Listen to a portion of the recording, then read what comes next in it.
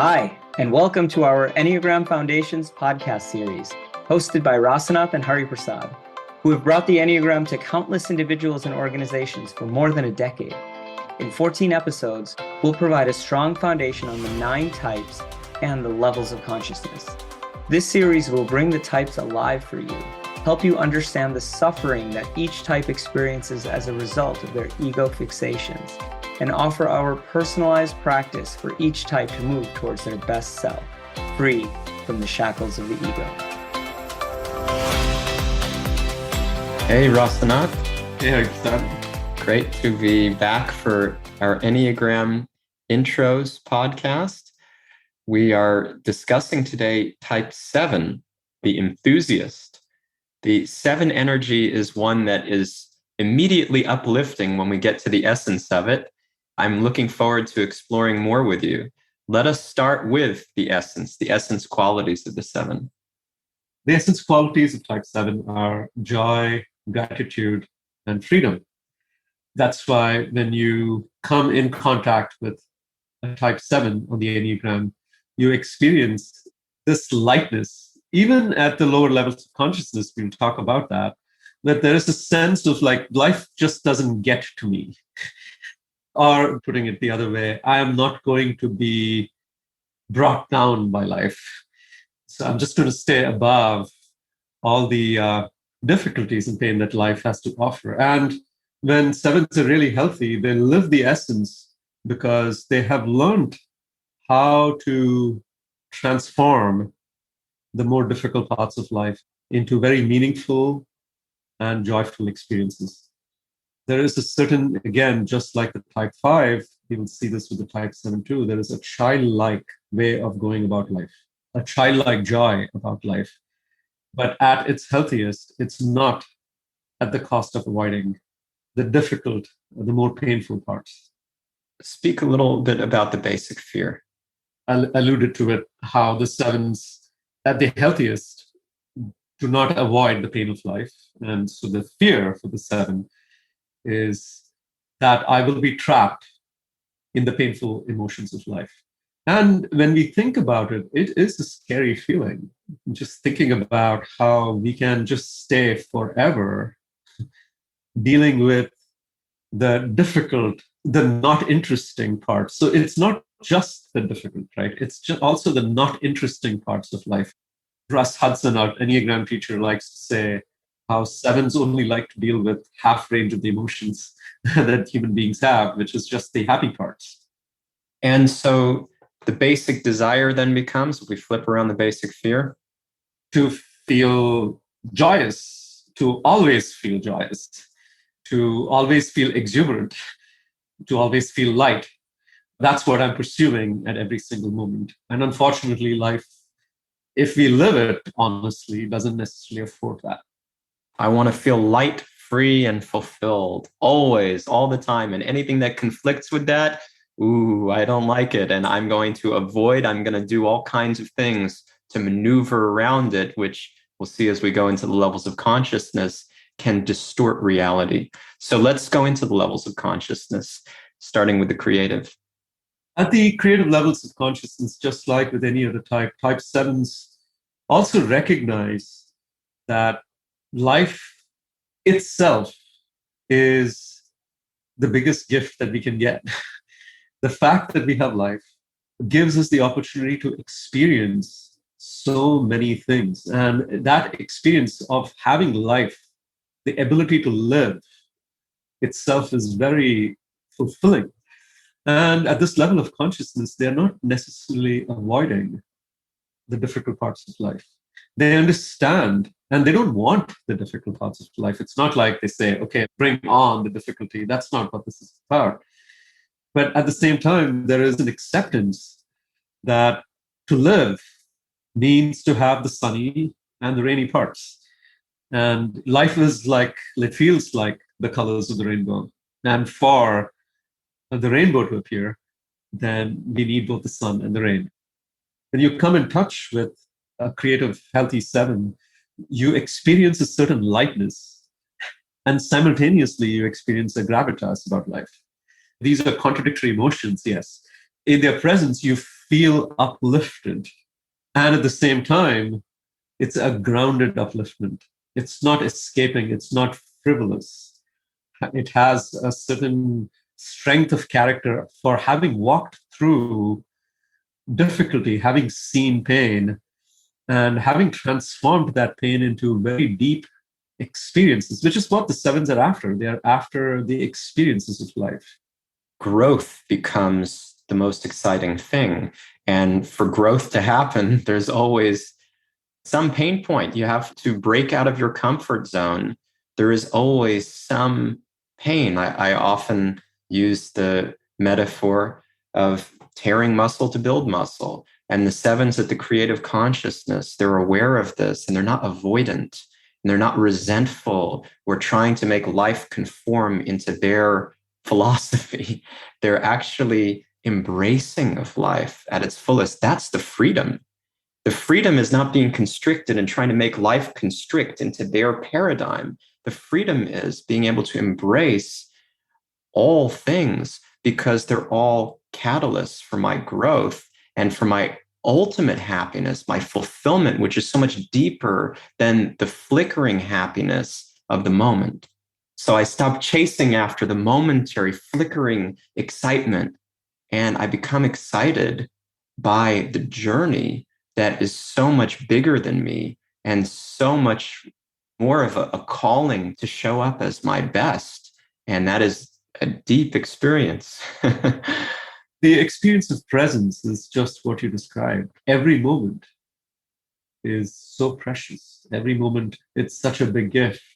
And when we are present to the moment, the gifts that a single moment gives us is enormous. Most of us live our life not being present. And especially for the seven, living life without that presence means escape. And we all escape in different ways. And the sevens escape into just the happy parts, quote unquote, the happy parts of life. And the happy parts of life look very different for a creative seven than from an average seven that you'd meet on the street.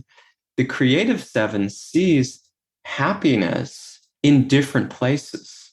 It's not just about like, oh my God, I went on a roller coaster. Now I'm really happy. Or I drank so much with my friends and that was amazing. Woohoo, you know? I find happiness in a very, very different way. And the greatest source of happiness I see is actually within me.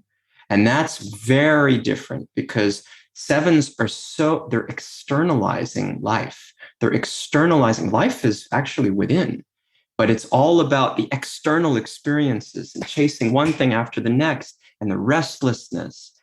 And life becomes inner directed and it becomes so much bigger than the limited, fleeting experiences of shallow pleasures, superficial, momentary. I satisfied my mind's desire for something exciting. So what happens as we get to the controlling consciousness? The desire to outrun the pain of life takes over. So when the sevens experience natural pauses of life, for example, yeah, life has a routine. Sometimes certain moments you're just doing simple tasks of life. And sometimes that happens regularly. Day 1, day 2, day 3, you have to just go through a routine. I come home from work, I eat, I go to bed, I wake up, and I go back into work. We're all very familiar with routines. Sevens have a very big challenge with routines. And because routines can feel very boring really quickly. And when I have to deal with the natural pauses of life, the natural routines of life, somehow the undealt with pain, things that I have escaped from, haven't really dealt with, start to resurface. And so now I feel that I have to outrun the pain of life. And again, it is when somebody's so oriented towards feeling joyful at every moment, that can feel very threatening. It's so important to understand what the suffering is internally. And then also recognizing that we can't really escape.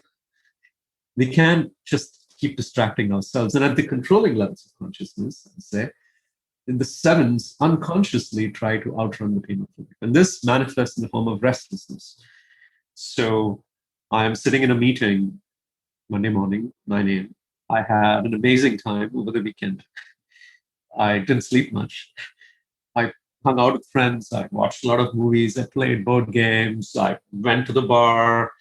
I didn't get a lot of sleep. And now Monday morning is here. And this 9 a.m. meeting just doesn't have the same caliber of excitement as all the different things that I did over the weekend. And so I'm sitting in the meeting, and everybody there can experience my restlessness. I am pulling out the phone from my pocket. My legs are shaking underneath the table. And the message, the body language is just clear. I just want to be out doing something else because this meeting is just too boring. It's making me feel trapped. And that's the experience that somebody who is working with or is interacting with a 7 at this level of consciousness experiences.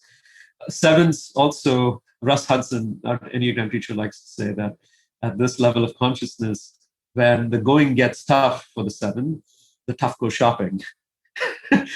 It's a very easy way to keep myself entertained. Shopping has become the new opium.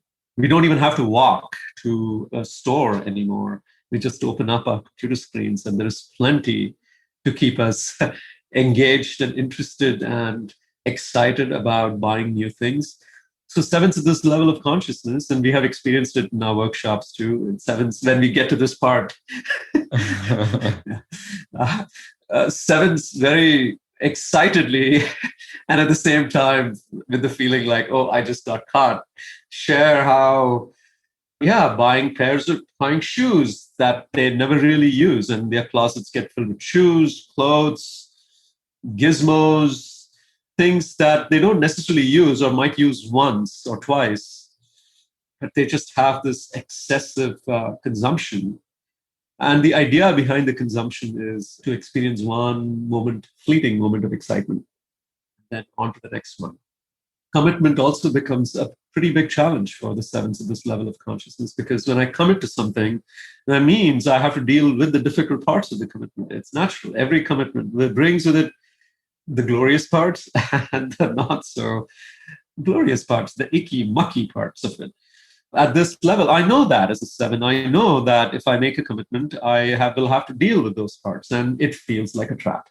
Yeah, not only that, but the moment that I commit to something, I've closed out on all other options.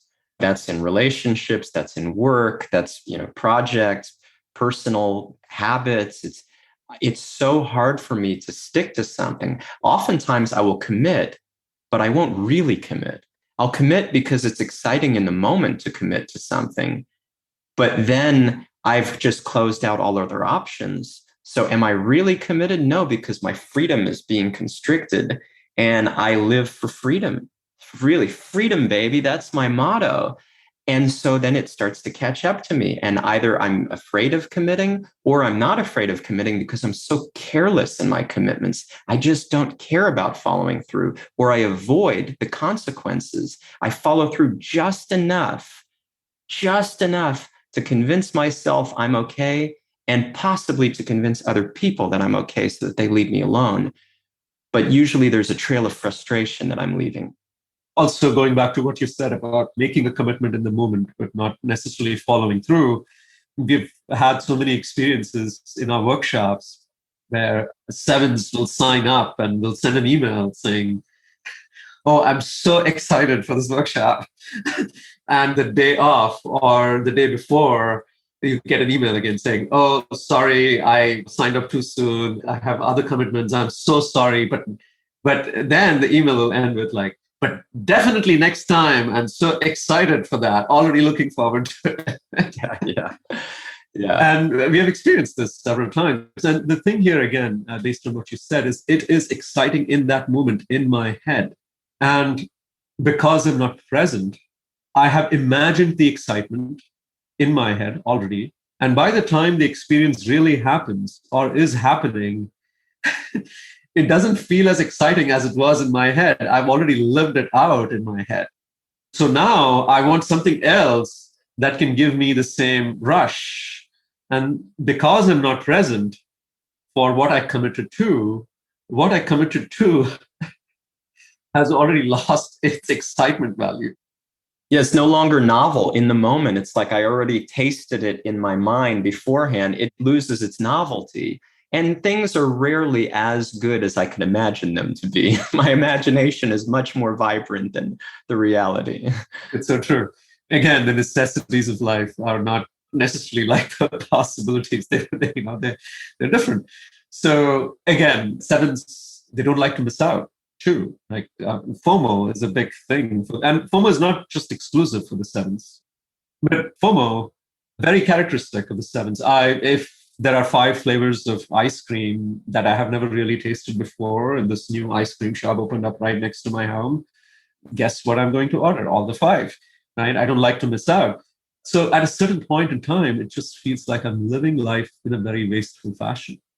And people, just like with all other types in the Enneagram, people feel objectified in the sense I'm just an object for your entertainment.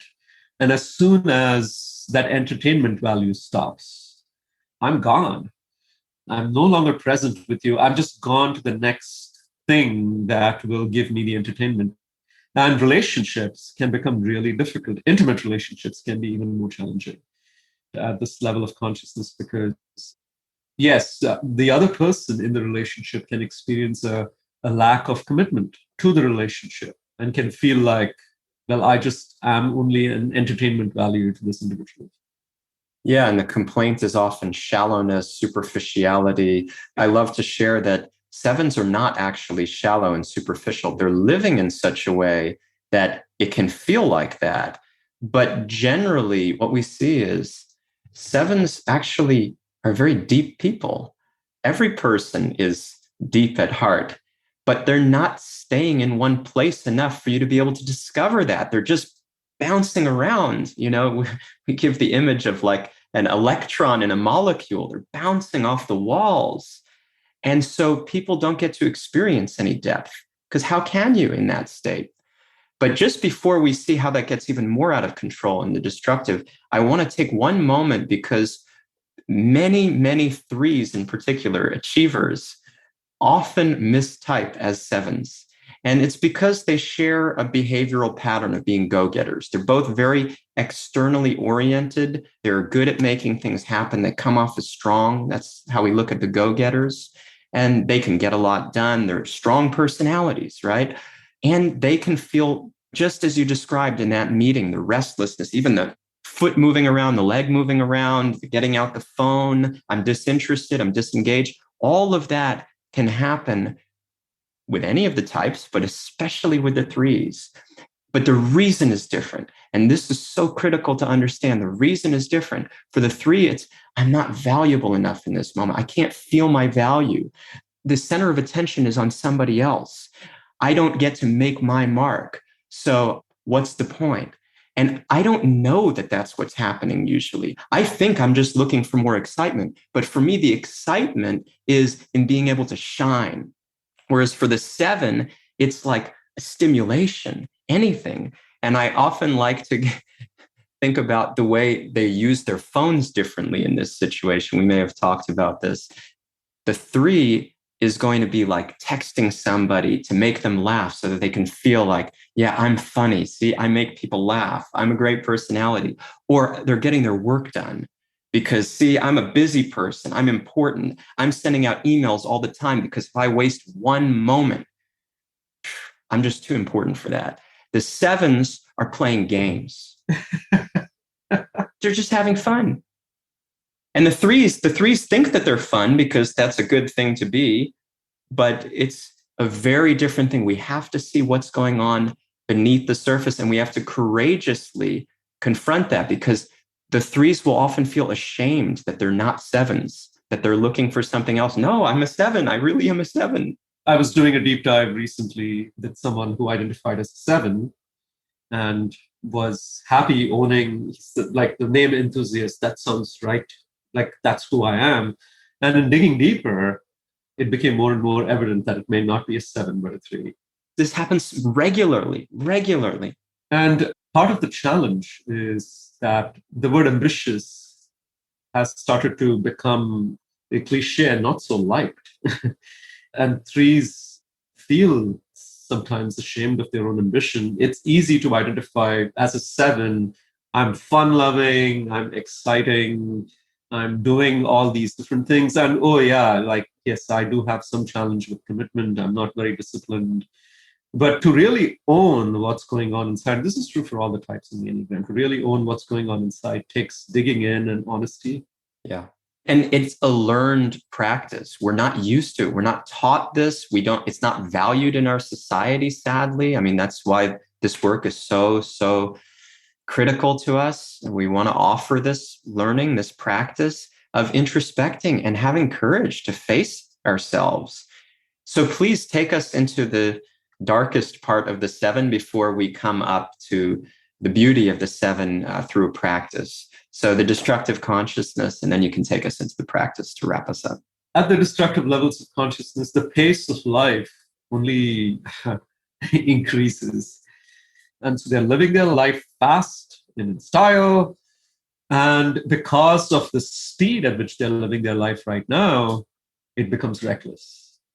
And that recklessness eventually gets them to stop, but many times through an accident. Many sevens report that at this level of consciousness, they have met with an accident or have overdosed and have to be hospitalized, where suddenly now I can't move anymore, and I'm forced to deal with the pain of life. Sevens at this level of consciousness, many sevens, famous sevens that we know of as well, have overdosed themselves and have died because they have just tried to outrun the pain of life. Or even committed suicide because they realized that they can't outrun the pain of life. Robin Williams is a very tragic example. And you would never know that these people are so down and depressed and disturbed because they always smile and make you laugh. And there's so many examples, famous examples. Yeah, and it is a shock because we only watch these individuals on the screen and we see how funny they are, and they do add so much color to other people's lives. But when these events occur, it's shocking and it's a wake-up. So bring us up. How do we climb up the levels of consciousness through the practice? For every type, there is this one thing that if you learn how to do consistently, you will begin to recognize the patterns that keep you trapped in the lower levels of consciousness. And for the type 7, it is watch out for how you try to keep your options open.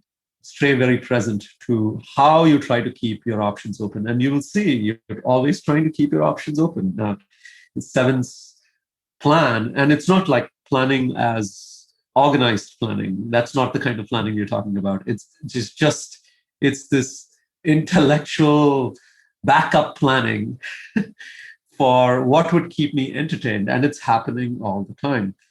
So when you make a commitment, sevens, watch out for how internally you're not really making a commitment. You're just saying, yeah, I would love to do it without actually really making commitment. And at the same time, in the back of your mind, thinking, and I can do all these 4 things too, right? That's what we mean by saying, watch out.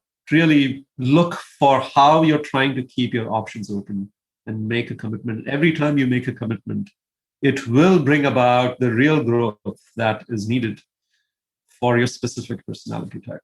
Again, the 3s also love to keep their options open, and they can mistype because of this. But the difference is the 3s are thinking, well, what would be a more important, more valuable experience that will help me to achieve or to shine or to be seen in a certain light? Oh, if I'm with this person, or if I do this thing, or if I do that, that'll be better. And I'm waiting to the last minute and keeping flexibility so that I can constantly optimize for that. And this is a subtle difference that we're not trained to see, but it's not at the core of what the 3. When you work on the core aspect, you'll see this for the 7, this is at the core. The keeping my options open is my philosophy of life that is so deeply, deeply ingrained in me because I'm so scared. I'm so scared of losing my freedom. And this is absolutely at the essence. The most important thing for the 7s is to commit to their own life. It's to commit to living life for everything that it has to offer, rather than just like, deselecting parts of it. So when they commit to their own life, there is a way in which they learn how to walk through the pain and transform them to very meaningful, very deeply joyful, not fleeting joy, but very deeply joyful parts. They can be so wise because of that. And that's the rainbow. It brings a smile to everybody's faces when they see a rainbow, the variation of colors. But what it takes to create a rainbow is the sun and the rain. Thank you so much, Rasana. Thank you. Thank you for listening to this episode of our Enneagram Foundations podcast series. As a reminder, we have 3 programs coming up in the fall, including our Enneagram workshop on September 30th and October 1st. For more information about these workshops, to get in touch about an Upbuild workshop for your organization, or to get access to our free Enneagram resources on our website, please visit upbuild.com. We look forward to being with you again next time.